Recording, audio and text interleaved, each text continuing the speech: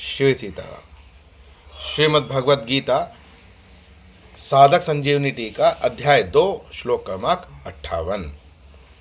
यदा संहवते चायं कुर्मोऽङ्गानीव सर्वशः इन्द्रियाणीन्द्रियार्थेभ्यस्तस्य प्रज्ञा प्रतिष्ठिता।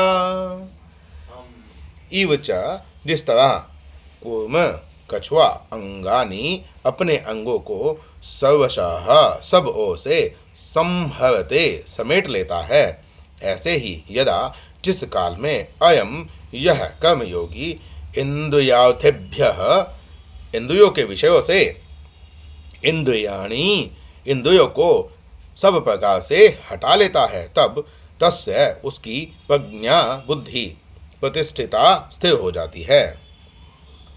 यदा संहरते प्रज्ञा प्रतिष्ठिता। यहाँ कछुए का दृष्टांत देने का तात्पर्य है कि जैसे कछुआ चलता है तो उसके 6 अंग दिखते हैं, 4 पैर, 1 पूंछ और 1 मस्तक, परंतु जब वह अपने अंगों को छिपा लेता है तब केवल उसकी पीठ ही दिखाई देती है। ऐसे ही स्थितप्रज्ञ 5 इंद्रियां और 1 मन, इन 6 को अपने अपने विषय से हटा लेता है। अगर उसका इंद्रियों आदि के साथ किंचन मात्र भी मानसिक संबंध बना रहता है तो वह स्थितप्रज्ञ नहीं है।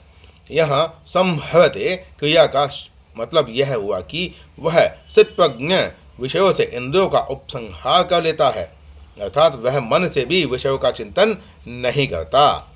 इस श्लोक में यदा पद तो दिया गया है पर तदा पद नहीं दिया गया है। यद्यपि यद्दो नित्य संबंध के अनुसार यहाँ यदा आता है, वहाँ तदा का अध्याहार लिया जाता है, अर्थात तदा पद के अंतर्गत यदा पद के अंतर्गत ही तदा पद आ जाता है।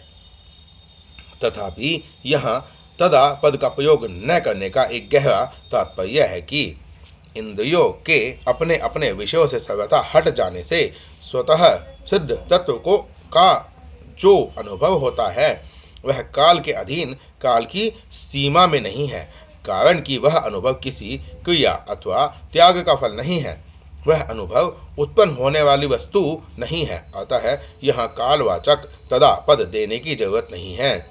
इसकी जरूरत तो वहाँ होती है जहाँ कोई वस्तु किसी वस्तु के अधीन होती है। जैसे आकाश में सूर्य रहने पर भी आंखें बंद कर लेने से सूर्य नहीं दिखता और आंखें खोलते ही सूर्य दिख जाता है।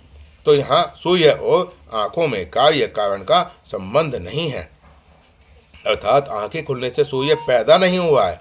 सूर्य तो पहले से ज्यों का त्यों ही है। आंखें बंद कर लेने से पहले की भी सूर्य वैसा ही था पर आपको दिख नहीं रहा था, और आंखें बंद करने पर भी सूर्य वैसा ही है, केवल आंखें बंद करने से हमें उसका अनुभव नहीं हुआ था। ऐसे ही यहाँ इंद्रियों को विषयों से हटाने से स्वतः सिद्ध परमात्म तत्व का जो अनुभव हुआ है वह अनुभव मन सहित इंद्रियों का विषय नहीं है। तात्पर्य है कि वह स्वतः सिद्ध तत्व भोगों विषयों के साथ संबंध रखते हुए और भोगों को भोगते हुए भी वैसा ही है, परंतु भोगों के साथ संबंध रूप पर्दा रहने से उसका अनुभव नहीं होता और यह पर्दा हटते ही उसका अनुभव हो जाता है। श्री सीताराम।